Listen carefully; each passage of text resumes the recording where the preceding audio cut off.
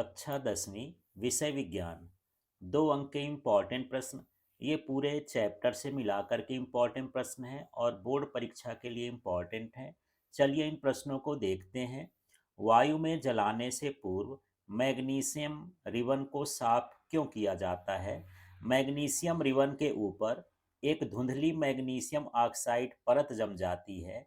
यह परत मैग्नीशियम को ऑक्सीजन से क्रिया करने से रोकती है, अतः वायु में जलाने से पूर्व मैग्नीशियम रिबन को साफ किया जाता है। अगला प्रश्न है, निम्नलिखित रासायनिक अभिक्रियाओं के लिए संतुलित समीकरण लिखिए।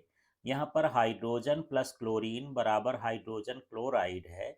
तो देखिए इसको हम कैसे लिखेंगे। हाइड्रोजन को हम क्या लिखते हैं H2, क्लोरीन को लिखते हैं Cl2 और हाइड्रोजन क्लोराइड या हाइड्रोक्लोरिक अम्ल को लिखते हैं HCl। फिर इसको संतुलित करना है। यहाँ हाइड्रोजन 2 हैं, क्लोरीन 2 हैं, तो यहाँ पर हम 2 लगा देंगे तो H और Cl दोनों 2-2 हो जाएंगे। इस तरह से अभिक्रिया बन जाएगी। दूसरी अभिक्रिया है सोडियम प्लस जल equals to sodium hydroxide plus hydrogen. तो सोडियम को लिखते हैं Na, जल को लिखते हैं H2O और सोडियम हाइड्रोक्साइड को लिखते हैं NaOH। हाइड्रोजन को लिखते हैं H2। इतना करने के बाद हमको संख्या मिलाना है। यहाँ पर हम देख रहे हैं कि हाइड्रोजन जो है कितने हैं। यहाँ पर ये H हम लगाए तो यहाँ पर सिर्फ 2 थे और ये 2-2 हो जाएंगे 4, इसलिए यहाँ पर 2 लगाते हैं। तो ऑक्सीजन भी यहाँ 2 हो गया, सोडियम भी 2 हो गया, तो 2 यहाँ। इस तरह से हमको ऐसा बनाना है कि सभी तरफ जो यौगिक बने हुए हैं उनकी संख्या कैसी हो, बराबर हो दोनों तरफ। अगला प्रश्न है, किसी पदार्थ X के विलयन का उपयोग सफेदी करने के लिए होता है। पदार्थ X का नाम तथा इसका सूत्र लिखिए। एक में लिखे पदार्थ X की जल के साथ अभिक्रिया को लिखिए। तो चलिए यहाँ पर हम देखते हैं। पदार्थ X का नाम कैल्शियम ऑक्साइड है और इसमें जो इसका सूत्र है वो CaO है। और यदि हम CaO प्लस H2O जल के साथ इसकी क्रिया करा देते हैं तो ये कैल्शियम हाइड्रोक्साइड देता है और प्लस ऊष्मा देता है। इसी पदार्थ का उपयोग जो है सफ़ेदी करने के लिए या दीवार को पोतने के लिए किया जाता है। अगला प्रश्न है, संतुलित रासायनिक समीकरण क्या है? रासायनिक समीकरण को संतुलित करना क्यों आवश्यक है? संतुलित रासायनिक समीकरण चलिए समझते हैं। जिस रासायनिक समीकरण में अभिकारकों एवं उत्पादों के कुल द्रव्यमान समान हो, अर्थात अभिक्रिया के पहले एवं उसके पश्चात प्रत्येक तत्व के परमाणुओं की संख्या समान हो, तो उसे समीकरण संतुलित रासायनिक समीकरण कहा जाता है। द्रव्यमान संरक्षण के नियम के परिपालन के लिए रासायनिक समीकरण को संतुलित करना आवश्यक होता है। जैसा कि यहाँ पर ऊपर आपने देखा कि जब हम इन सूत्रों को लिख रहे थे तो यहाँ पर देख रहे थे कि H2 है, इसमें भी H2 है, ऑक्सीजन यहाँ 1 है, इधर भी ऑक्सीजन 1 है, यहाँ कैल्शियम 1 है तो यहाँ भी कैल्शियम 1 है, यहाँ ऑक्सीजन 1 और 1 मिला के 2 है, ये भी 2 ही है। तो इस तरह से यहाँ पर जो है अभिकारक है, ये जो है उत्पाद हैं। तो अभिकारक में भाग लेने वाले अणुओं की संख्या उत्पाद में बनने वाले अणुओं की संख्या हमेशा क्या होती है, समान होती है। तो इसी को हम संतुलित समीकरण कहते हैं। यहाँ अगला क्वेश्चन है, विस्थापन अभिक्रियाएं किन्हें कहते हैं, उदाहरण दीजिए। तो चलिए समझते हैं विस्थापन अभिक्रियाएं। वे अभिक्रियाएं जिनमें एक अभिकर्मक तत्व दूसरे अभिकर्मक यौगिक में से दूसरे तत्व को विस्थापित करके स्वयं उसका स्थान ग्रहण कर लेता है, विस्थापन अभिक्रियाएं कहलाती हैं। अपने शब्दों में भी परिभाषा लिख सकते हैं। तो यहाँ पर देखिए एक अभिकर्मक है, ये दूसरा अभिकर्मक है। तो जो दूसरा अभिकर्मक है पहले वाले अभिकर्मक को प्रतिस्थापित, जैसे सल्फेट के साथ यहाँ कॉपर जुड़ा है, लेकिन इस कॉपर के स्थान पर क्या हो गया, Fe जुड़ गया और कॉपर यहाँ अलग हो गया। तो इस तरह से यहाँ पर एक तत्व का विस्थापन हो गया, इसलिए हम इसे विस्थापन अभिक्रिया कहते हैं। तो साथ में इस तरह का आपको उदाहरण भी दे देना है जिसमें विस्थापन क्रिया व्यक्त हो। कोई अन्य उदाहरण आपको याद हो तो वो भी लिख सकते हैं। यहाँ अगला प्रश्न है, द्विविस्थापन अभिक्रियाएं किन्हें कहते हैं, उदाहरण दीजिए। तो चलिए समझते हैं द्विविस्थापन अभिक्रियाएं।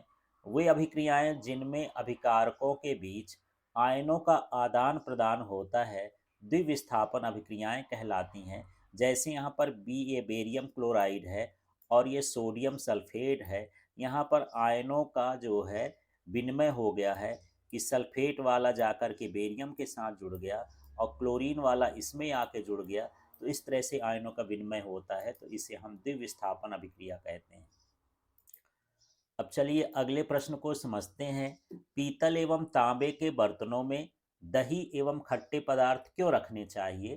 तो देखिए, दही एवं खट्टे पदार्थों में अम्ल होते हैं। ये पीतल तथा तांबे से क्रिया करके कापर के लवण बनाते हैं जो विषाक्त होते हैं। इसलिए पीतल एवं तांबे के बर्तनों में दही एवं खट्टे पदार्थ नहीं रखने चाहिए। अगला यहाँ प्रश्न है, धोने का सोडा एवं बेकिंग सोडा के दो दो उपयोग लिखिए। तो सबसे पहले धोने के सोडे के उपयोग को समझते हैं। इसका उपयोग कांच, साबुन, कागज उद्योग में होता है। इसका उपयोग घरों में साफ सफाई के लिए भी होता है। अब हम बात करते हैं, दूसरा है बेकिंग सोडा। इसका उपयोग बेकरी उद्योग में होता है। इसका उपयोग सोडा अम्ल के रूप में अग्निशामक में भी किया जाता है। यहाँ अगला प्रश्न है, पीएच स्केल किसे कहते हैं? पीएच स्केल समझते हैं।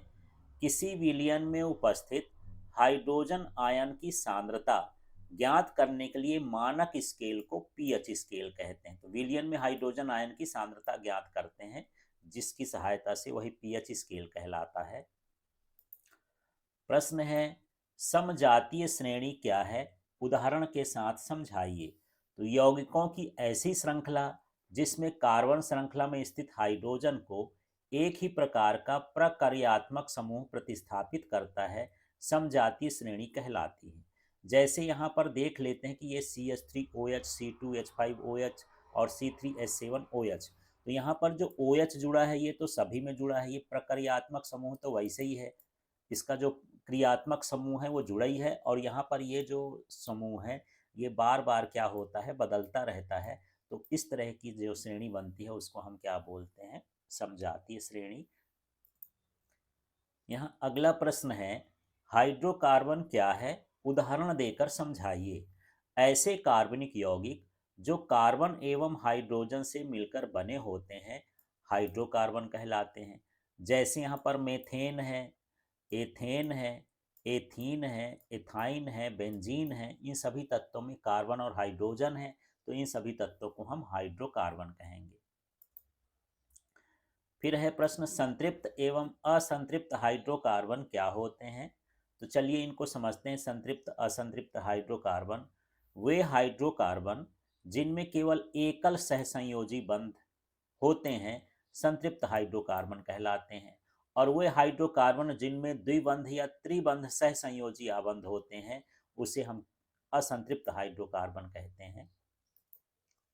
फिर प्रश्न है, किण्वन से क्या समझते हैं? तो चलिए किण्वन देखते हैं। वे रासायनिक अभिक्रियाएं जिनमें जटिल कार्बनिक यौगिक एंजाइम की उपस्थिति में धीरे धीरे सरल कार्बनिक यौगिकों में अपघटित होते हैं या टूटते हैं, इस क्रिया को किण्वन कहते हैं। अगला प्रश्न है, साबुनीकरण से क्या समझते हैं? तो चलिए साबुनीकरण देखते हैं। क्षारों की वसा अथवा तेलों के जल अपघटन की अभिक्रिया के स्वरूप साबुन बनने की जो क्रिया कहलाती है उसे साबुनीकरण कहते हैं। अगला प्रश्न है, सोडियम को केरोसिन में या मिट्टी के तेल में डुबोकर क्यों रखा जाता है? तो यहाँ पर उत्तर देखिए, सोडियम धातु वायुमंडल की नमी आर्द्रता के प्रति अति क्रियाशील होती है, इसलिए इसे केरोसिन में डुबाकर रखा जाता है ताकि यह नमी के संपर्क में न आए। अब यहाँ प्रश्न है, मिश्रातु क्या होते हैं? तो चलिए उत्तर देखते हैं। मिश्रातु दो या दो से अधिक धातुओं के समांगी मिश्रण को मिश्रातु कहा जाता है। तो यहाँ दो या दो से अधिक धातु भी हो सकती है या एक धातु के साथ अधातु भी हो सकती है, तो हम इसे क्या कहेंगे? मिश्रातु कहेंगे। तो इसमें थोड़ा सा आगे आप करेक्ट कर लीजिएगा, दो या दो से अधिक धातुओं या फिर धातुओं के साथ अधातुओं के समांगी मिश्रण को मिश्रातु कहते हैं। इस तरह से इसकी परिभाषा बनाना है आपको। अगला है, लोहे को जंग से बचाने के लिए दो तरीके बताइए।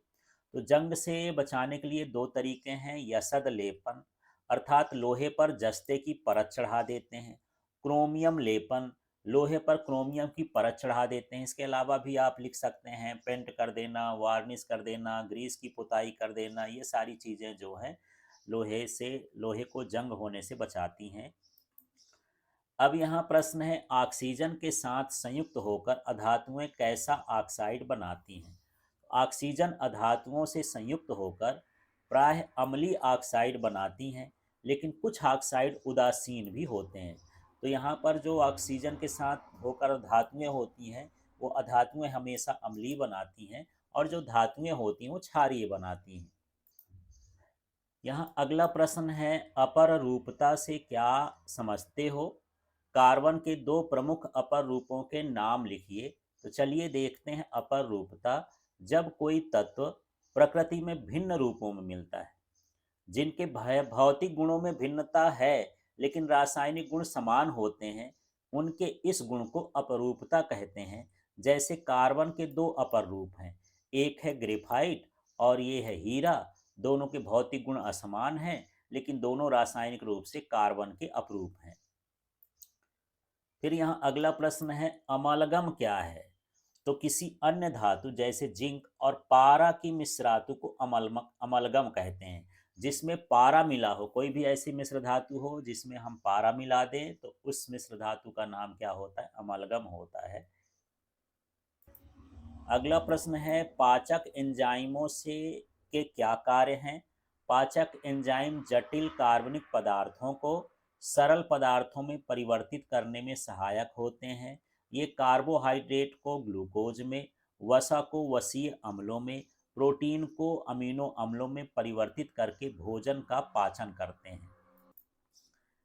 फिर प्रश्न है, पचे हुए भोजन को अवशोषित करने के लिए क्षुद्रांत को किस कैसे अभिकल्पित किया गया। क्षुद्रांत का मतलब छोटी आंत से है। यहाँ क्षुद्रांत की आंतरिक भित्ति पर अनेक उंगली जैसे प्रवर्ध होते हैं, जिन्हें दीर्घ रोम कहते हैं। ये अवशोषण का सतही क्षेत्रफल बढ़ा देते हैं तथा दीर्घ रोमों में रुधिर वाहिकाओं की बहुतायात होती है, जो पचे हुए भोजन का अवशोषण कर लेते हैं।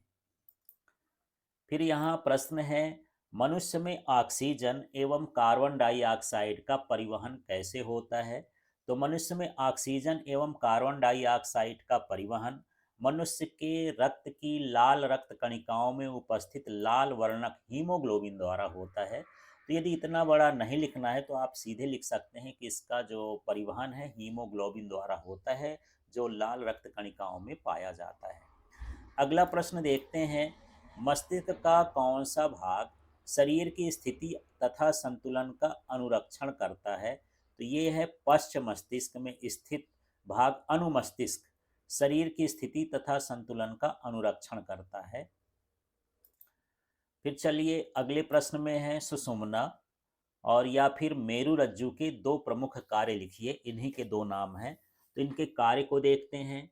मस्तिष्क से आने वाली प्रेरणाओं या संवेदनाओं का संवहन करना ये मेरुरज्जु का कार्य होता है। प्रतिवर्ती क्रियाओं का समन्वय एवं नियंत्रण करना ये भी मेरुरज्जु का कार्य है। चलिए अब अगले प्रश्न को देखते हैं, द्विखंडन बहुखंडन से किस प्रकार भिन्न है। द्विखंडन में एक कोशिका प्रायः दो समान भागों में विभक्त होकर दो जीवों को एक साथ जन्म देती है, जबकि बहुविखंडन में एक कोशिका अनेक संतति कोशिकाओं में से एक साथ विखंडित होकर के अनेक जीवों को जन्म देती है। तो इसके नाम में ही परिभाषा है द्विखंडन। यहाँ पर एक जीव जो है दो भागों में बंट करके दो जीवों का निर्माण करता है। इसमें एक जीव बंट करके अनेक जीवों का निर्माण करता है। इस तरह से इससे शाब्दिक अर्थ से इसकी परिभाषा बना सकते हैं आप। यहाँ अगला प्रश्न है, कायिक प्रवर्धन क्या होता है। तो चलिए देखते हैं कायिक प्रवर्धन। कृत्रिम रूप से पौधों के विभिन्न भागों से नवीन पौधे पैदा करने की प्रक्रिया को कायिक प्रवर्धन या कृत्रिम अलैंगिक जनन भी कहा जाता है। अगला है यहाँ पर मुकुलन क्या है।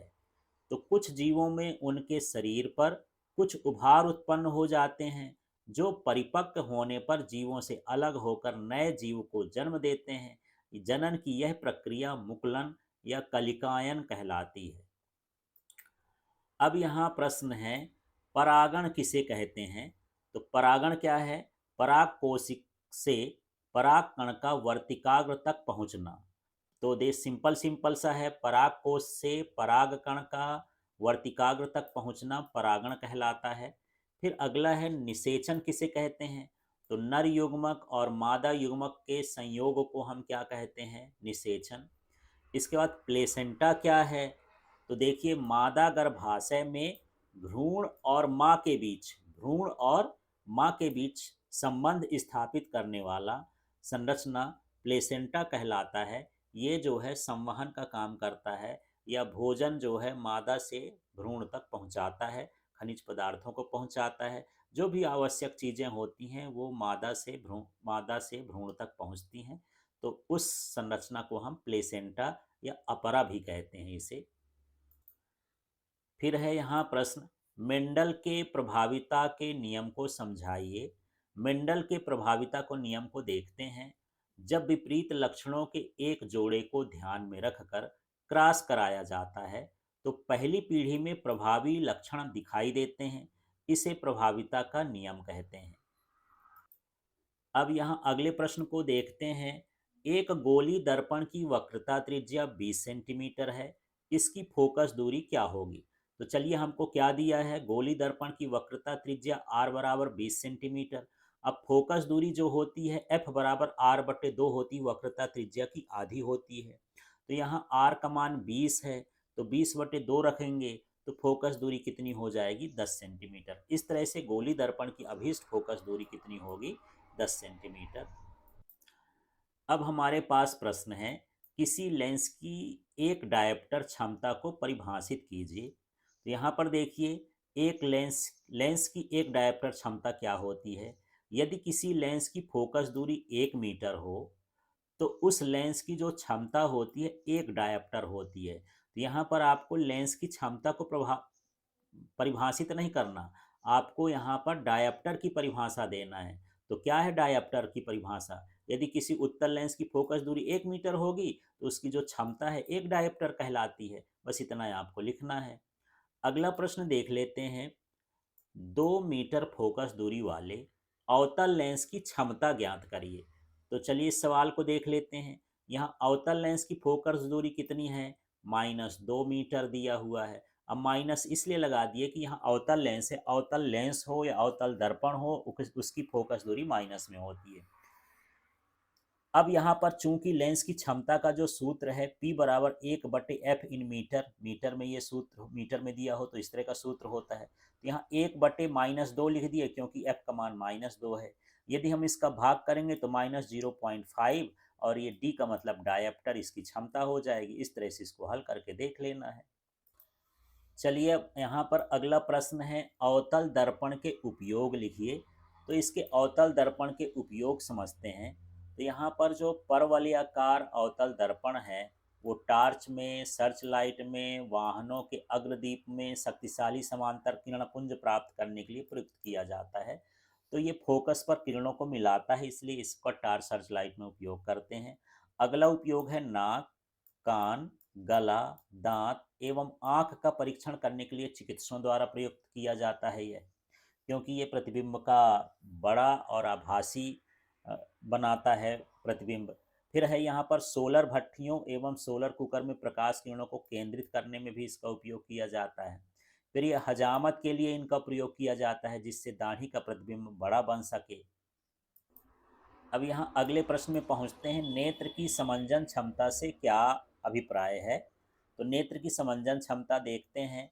वस्तु का प्रतिबिंब रेटिना पर स्पष्ट बनाने के लिए नेत्र द्वारा नेत्र लेंस की फोकस दूरी का समायोजन करने की क्षमता को नेत्र की समंजन क्षमता कहते हैं। तो इस तरह से ये समंजन क्षमता है। तो सीधे सीधे नेत्र में जो लेंस लगा होता है उसकी फोकस दूरी को जो समायोजन करते हैं उसी को हम उसकी समंजन क्षमता कहते हैं। अगला प्रश्न है, इसको देख लेते हैं। यहाँ प्रश्न है, तारे क्यों टिमटिमाते हैं? तो देखिए, तारे पृथ्वी से बहुत अधिक दूरी पर स्थित हैं, अतः तारों से चलने वाले प्रकाश को वायुमंडल के विभिन्न परतों को पार करना पड़ता है। इन परतों का घनत्व बदलते रहने से तारे के प्रतिबिंब की स्थिति भी बदलती हुई प्रतीत होती है। जिससे तारे टिमटिमाते हुए दिखाई देते हैं। यहाँ पर अगला प्रश्न है, विद्युत धारा के मात्रक की परिभाषा लिखिए। तो चलिए यहाँ विद्युत धारा का जो मात्रक है एम्पियर है, तो 1 एम्पियर की परिभाषा देखते हैं। यदि किसी चालक के परिच्छेद से प्रति सेकंड 1 कूलाम आवेश प्रवाहित हो जाता है तो उस चालक में बहने वाली विद्युत धारा 1 एम्पियर कहलाती है। इसके बाद यहाँ अगला देखते हैं, विद्युत धारा किसे कहते हैं, इसका एसआई मात्रक लिखिए। तो चलिए विद्युत धारा की परिभाषा देख लेते हैं।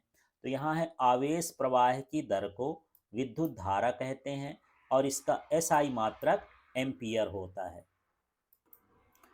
यहाँ फिर प्रश्न है, विभवांतर किसे कहते हैं, इसका एसआई मात्रक लिखिए। तो चलिए विभवांतर समझते हैं। विद्युत क्षेत्र में एकांक धनावेश को एक बिंदु से दूसरे बिंदु तक लाने में किया गया कार्य उन बिंदुओं के बीच का विभवांतर कहलाता है। तो इसका एसआई मात्रक क्या होता है, वोल्ट होता है। इसके बाद अगला प्रश्न है, ओम का नियम लिखिए।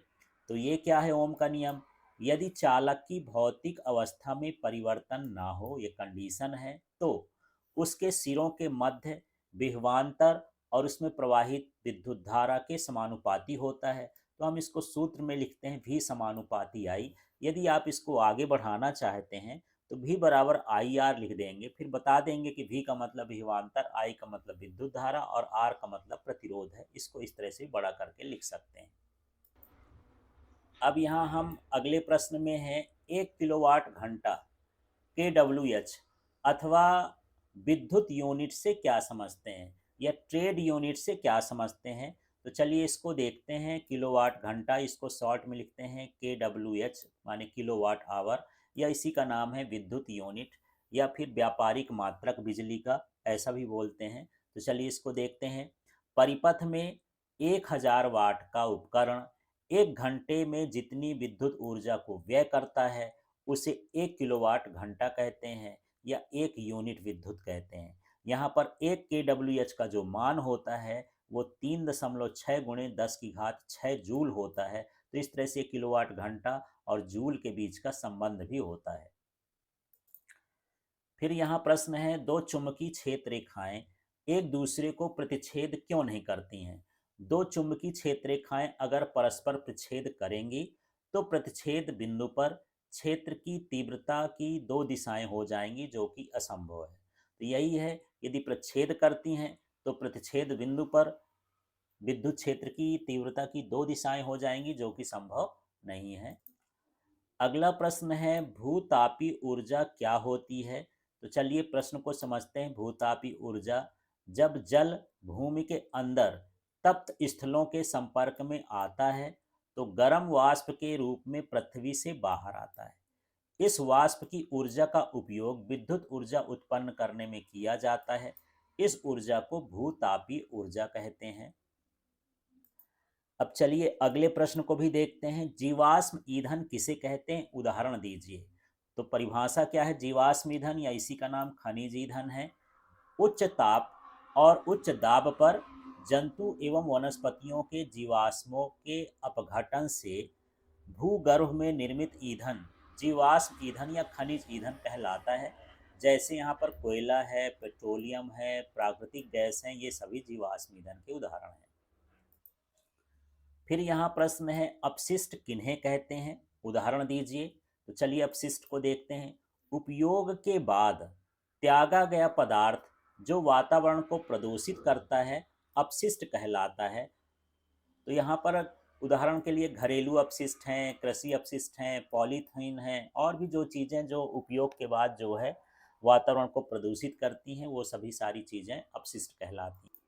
अब हमारे पास प्रश्न है, पारिस्थितिकी क्या है, पारिस्थितिक तंत्र के प्रमुख घटक कौन से हैं। तो चलिए पारिस्थितिकी समझते हैं या इकोसिस्टम, विज्ञान की वह शाखा जिसमें पारिस्थितिक तंत्र का अध्ययन किया जाता है पारिस्थितिकी कहलाती है।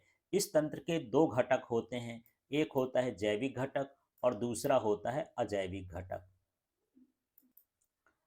फिर यहाँ प्रश्न है, ग्लोबल वार्मिंग से क्या समझते हैं। तो चलिए इसको देखते हैं। मानव के क्रियाकलापों के फलस्वरूप ग्रीन हाउस प्रभाव के कारण संपूर्ण पृथ्वी का तापमान बढ़कर सामान्य तापमान से अधिक हो जाता है। यह घटना ग्लोबल वार्मिंग कहलाती है। अब यहाँ प्रश्न है, अम्ल वर्षा किसे कहते हैं? तो देखिए, अम्ल वर्षा क्या है? वायुमंडल में जब अम्लीय गैसें जैसे CO2, SO2, SO3 एवं नाइट्रोजन के ऑक्साइड एकत्रित हो जाते हैं तो वर्षा के जल में घुलकर अम्ल बनकर बरसते हैं, जिसे हम अम्ल वर्षा कहते हैं। तो इस तरह से इम्पॉर्टेंट 2 अंक के प्रश्न हैं। पहले इन सभी को आप तैयार करिए, और यदि आपके पास समय बचता है तो और भी प्रश्नों को आप तैयार करिए, ताकि आप 100 में 100 स्कोर करें। ये प्रश्न तो इम्पॉर्टेंट है ही, लेकिन और भी प्रश्नों को आप देख सकते हैं। Thank you.